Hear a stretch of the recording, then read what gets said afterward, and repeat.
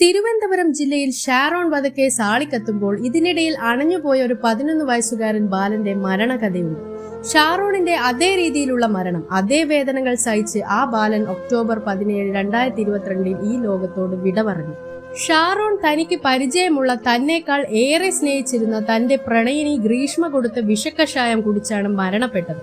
എന്നാൽ അശ്വിൻ എന്ന 11 വയസ്സുകാരൻ മരണപ്പെട്ടത് സ്വന്തം സ്കൂളിലെ യൂണിഫോം ധരിച്ചു വന്ന് ഏകദേശം ഒരു 10ാം ക്ലാസ് വിദ്യാർത്ഥിയുടെ മതിപ്പുണ്ടായിരുന്ന ഒരു അജ്ഞാത ബാലൻ കൊടുത്ത ആസിഡ് കലർന്ന കോള കുടിച്ചാണ്. ഷാരോണും അശ്വിനും ഈ ദാരുണ സംഭവങ്ങൾക്ക് ഇരയാകുന്നത് ഒരേ വർഷം വെവ്വേറെ ദിനങ്ങളിൽ. ഇരുവരുടെയും സ്ഥലങ്ങൾ വ്യത്യസ്തമാണെങ്കിലും രണ്ട് മരണങ്ങളിലെയും വിചിത്രവും അവിശ്വസനീയവുമായ സമാനതകൾ നിയമപാലകരെയും പൊതുജനങ്ങളെയും ഒരുപോലെ അമ്പരപ്പിക്കുന്നുണ്ട്. രണ്ട് മരണങ്ങളിലും വിഷം കലർന്ന പാനീയങ്ങൾ കുടിച്ചിട്ടാണെന്ന് ഡോക്ടർമാർ സ്ഥിരീകരിച്ചിട്ടുണ്ട്. 2022 സെപ്റ്റംബർ 24 അസ്വസ്ഥത പ്രകടിപ്പിച്ച അശ്വിൻ ഒക്ടോബർ 17, 2022 മരണപ്പെടുന്നത്. ഷാരോൺ 2022 ഒക്ടോബർ 14 ഗ്രീഷ്മയെ കാണാൻ പോകുന്നതും പിന്നീട് ആശുപത്രിയിലാകുന്നതും. ഒക്ടോബർ 25, 2022 മരണപ്പെടുകയും ചെയ്തു. ഒരുപക്ഷെ ഈ 11 വയസ്സുകാരന്റെ മരണവാർത്തകളുമൊക്കെ ശ്രദ്ധിച്ചിരുന്ന ഗ്രീഷ്മ അതേ രീതിയിൽ ഷാരോണിനെയും കൊലപ്പെടുത്തിയതാവാം. അല്ലെങ്കിൽ ചിലപ്പോൾ ഗ്രീഷ്മയുടെ ഒരു ടെസ്റ്റ് ഡോസ് ആവാം ഈ ബാലൻ. എന്തെന്ന് വെച്ചാൽ അശ്വിന്റെ മരണത്തിൽ CBCIDക്ക് കൈമാറിയിട്ട് പോലും പ്രതിയെ പിടിക്കാനായിട്ടില്ല. ആ ഒരു ധൈര്യം ഗ്രീഷ്മയ്ക്ക് ഉണ്ടായേക്കാം. ഷാരോൺ പാറശാല സ്വദേശിയും അശ്വിൻ കളിയിക്കാവിള സ്വദേശിയുമായിരുന്നു. അന്തർ സംസ്ഥാന അതിർത്തിയിലാണെങ്കിലും ഇരു സ്ഥലവും സമീപത്താണ്. തമിഴ്നാട് സ്പെഷ്യൽ ബ്രാഞ്ച് പോലീസായിരുന്നു അശ്വിന്റെ മരണം അന്വേഷിച്ചത്. ഷാരോണ്ടേത് കേരള പാറശാല പോലീസും. ഗ്രീഷ്മയ്ക്ക് 2025 ജാനുവരി 20 തിങ്കളാഴ്ച തൂക്കുകയർ വിധി പ്രഖ്യാപിച്ചതോടെ ഷാരോണിന് നീതി ലഭിച്ചു. പക്ഷേ അശ്വിന്റെ കാര്യത്തിൽ ഇതുവരെയും ഒരു തുമ്പും കണ്ടെത്താൻ ആയിട്ടില്ല. ഷാരോൺ മരിക്കുന്നതിന് ഏതാനും ദിവസങ്ങൾ മുൻപാണ് അശ്വിൻ മരണപ്പെടുന്നത്. അശ്വിൻ ജീവിതത്തിലേക്ക് തിരിച്ചു വന്നെങ്കിൽ ഒരുപക്ഷെ ആ പ്രതിയെ പിടികൂടിയേനെ. ഷാരോന്റെ പ്രതിയെ പിടിച്ചതുപോലെ തന്റെ മകന്റെ കൊലയാളിയും പിടികൂടാൻ ആവുമെന്ന ഉറച്ച വിശ്വാസത്തിലാണ് അശ്വിന്റെ മാതാപിതാക്കൾ. ഈ കേസിൽ അടിമുടി ദുരൂഹതയും പരസ്പര വിരുദ്ധവുമായ വാദങ്ങൾ സംഭവത്തെ ആശയക്കുഴപ്പത്തിലാക്കുമ്പോൾ പോലീസിന്റെ അനാസ്ഥയായിരുന്നു ഈ കേസിനെ സങ്കീർണമാക്കിയത്. യൂണിഫോം ഇട്ട് മുതിർന്ന വിദ്യാർത്ഥി നൽകിയ പാനീയം കുടിച്ചെന്ന് പറയുന്ന കുട്ടിക്ക് അതാരാണ് നൽകിയതെന്നറിയില്ല. സ്കൂളിൽ വെച്ചാണ് പാനീയം കൈമാറിയതെന്ന് ബന്ധുക്കൾ പറയുമ്പോൾ സ്കൂളിൽ നിന്ന് മടങ്ങിയ ശേഷമാണ് സംഭവിച്ചതെന്ന് സ്കൂൾ അധികൃതർ വാദിക്കുന്നു.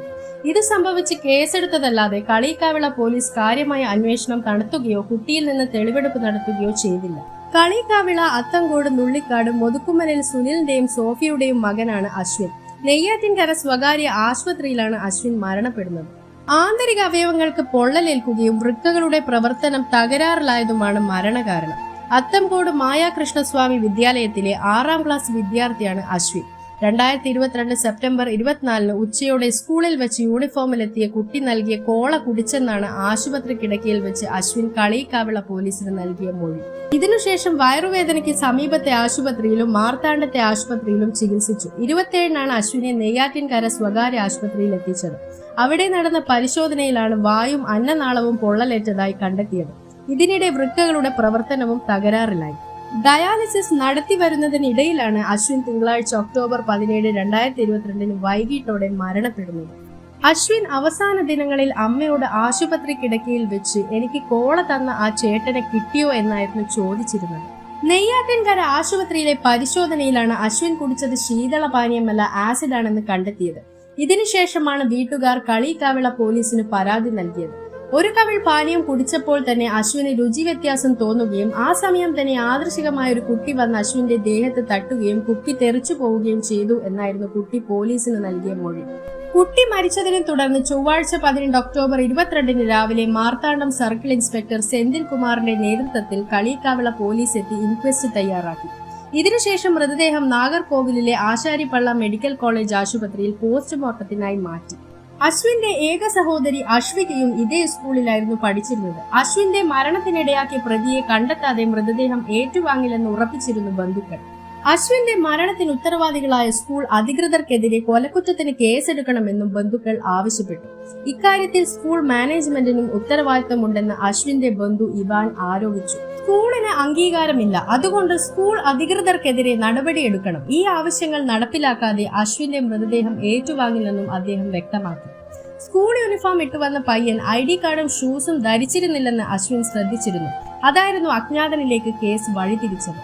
സ്കൂളിനെതിരെ ഉയരുന്ന ആരോപണത്തിൽ ദുരൂഹതയുണ്ടെന്നും സ്കൂൾ ട്രസ്റ്റ് പ്രസിഡന്റ് എസ് ശശികുമാറും ലീഗൽ അഡ്വൈസർ എസ് സവർക്കറും പറഞ്ഞു. സംഭവം നടന്ന ദിവസം അശ്വിൻ സ്കൂൾ വാനിൽ കയറി വീട്ടിൽ പോയിരുന്നു. അടുത്ത അധ്യയന ദിവസം അശ്വിൻ പനി കാരണം വരാനാവില്ലെന്ന് വീട്ടുകാർ സ്കൂളിൽ വിളിച്ചറിയിച്ചിരുന്നു. പിന്നീട് ഒക്ടോബർ 1-നാണ് അശ്വിന്റെ വീട്ടുകാർ പരാതിയുമായി രംഗത്ത് വന്നതെന്ന് പറയുന്നു. അത്തംകോട് മായാകൃഷ്ണസ്വാമി ക്ഷേത്ര ട്രസ്റ്റിന്റെ കീഴിലുള്ളതാണ് ഈ സ്കൂൾ. വിദേശത്തായിരുന്ന അശ്വിന്റെ അച്ഛൻ സുനിലിനെ കാണണമെന്ന ആവശ്യത്തിലായിരുന്നു സുനിൽ നാട്ടിലെത്തുന്നത്.